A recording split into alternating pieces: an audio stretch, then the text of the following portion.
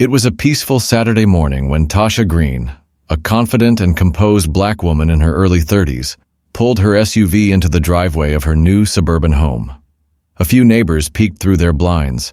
She had only moved in 2 weeks ago, but already felt the cold tension in the air. Some waved politely, others just stared.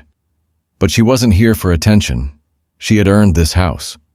What she didn't know was that a text had already been sent in the HOA group chat. Suspicious activity at Lot 27, possible trespasser. Minutes later, while unloading a few groceries from her car, 2 HOA security volunteers, self-proclaimed neighborhood watch enforcers, pulled up fast in a white pickup truck. They stepped out with authority and one of them yelled, "Hands where we can see them!" Guns drawn. Tasha froze, shocked. "Excuse me? What is going on?" she asked, clearly alarmed but calm. They didn't respond, instead shouting, "This is private property. Identify yourself." One was visibly nervous, the other overly aggressive. Neither of them had real law enforcement training, just self-printed badges and a thirst for power. Tasha slowly reached into her purse. "Don't move," one screamed. But instead of a weapon, she pulled out her badge and ID. Federal Marshal, U.S. Department of Justice. Their eyes widened. The man holding the gun stammered. Wait, you're—" Tasha didn't flinch. "Yeah, you just pulled a weapon on a federal officer for moving into her own home." A moment of deadly silence. Then the neighbors started stepping out. Phones were recording, and the real police were already on the way. This wasn't just a misunderstanding. This was profiling at its ugliest. Karen Johnson had always been that neighbor. You know the type. Always peeking through her blinds, always reporting kids for riding bikes too fast, and always acting like the HOA gave her more power than the police. So when she saw the black woman, neatly dressed in athletic gear, moving boxes from her SUV into her new home, Karen's assumptions kicked into overdrive. "Suspicious activity," she told the HOA WhatsApp group. Moments later, she was on the phone with local HOA enforced security, who proudly called themselves HOA cops. These weren't real police officers, but neighborhood volunteers who wore badges, belts, and carried pepper spray, and sometimes worse. They took Karen's word without question. "There's someone loitering on the property," she exaggerated. "I think she's trying to squat." That's all it took. Within 10 minutes, a black SUV pulled up, tires screeching slightly, and out jumped 2 men in polo shirts with gun holsters. The woman, unaware of the chaos heading her way, continued unpacking a box of books. Karen watched from her upstairs window with a smirk, sipping her tea. What she didn't know was that her victim wasn't just any woman. She was about to be taught the most powerful lesson of her life. The 2 HOA cops rushed toward the woman with their hands on their holsters. "Step away from the vehicle! Hands up!" one shouted. The woman, startled and confused, slowly turned around. "Excuse me? What's going on?" she asked calmly. But these men weren't interested in calm. One reached for his weapon. That's when the woman did something they didn't expect. She flashed her federal badge. Not just any badge, a U.S. Federal Marshal.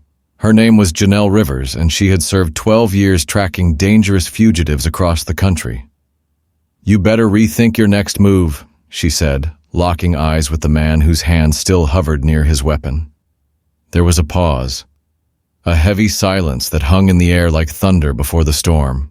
One of the men stepped back slightly, his bravado fading. Karen, watching from her window, nearly dropped her cup. Janelle stood firm. "I moved here to find peace, not trouble," she said. "But if this is how your neighborhood welcomes new residents, I've got news for you." Suddenly, everything shifted. The fake cop stammered apologies. We were told there was suspicious activity," one mumbled. Janelle didn't flinch. "You just profiled a federal officer. That's more than suspicious. That's dangerous." Her voice echoed through the quiet street. Neighbors began peeking outside. Some even started filming. The tables had turned. Word spread fast. By the end of the day, everyone in the neighborhood knew what had happened.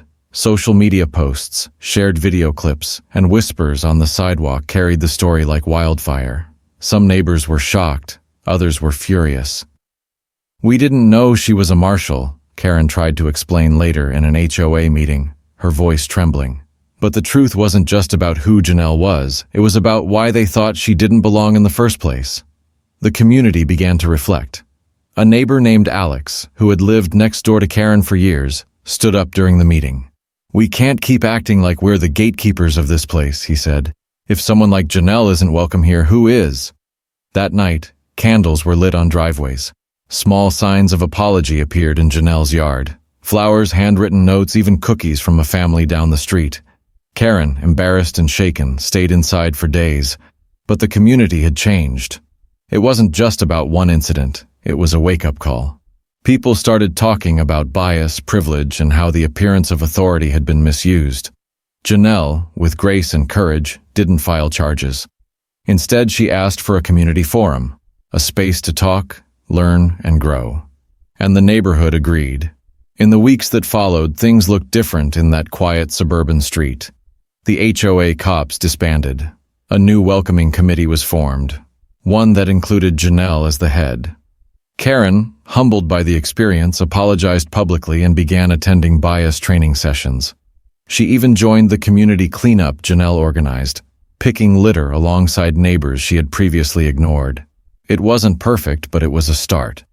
Janelle became more than a neighbor. She became a voice of reason, a leader, and a friend. Kids in the neighborhood started calling her Agent J.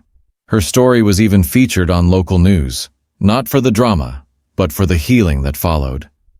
And while the memory of that day still stung, it also served as a powerful reminder. Don't judge by appearance, don't assume, and never underestimate the strength behind a calm voice. Janelle showed them all what quiet power looked like, not in anger, not in retaliation, but in showing up with dignity, truth, and purpose. That neighborhood was never the same again. And for once, that was a good thing. If this story touched your heart, don't forget to like, comment, and subscribe to Unfair Stories, because here we tell the stories the world wants to hide.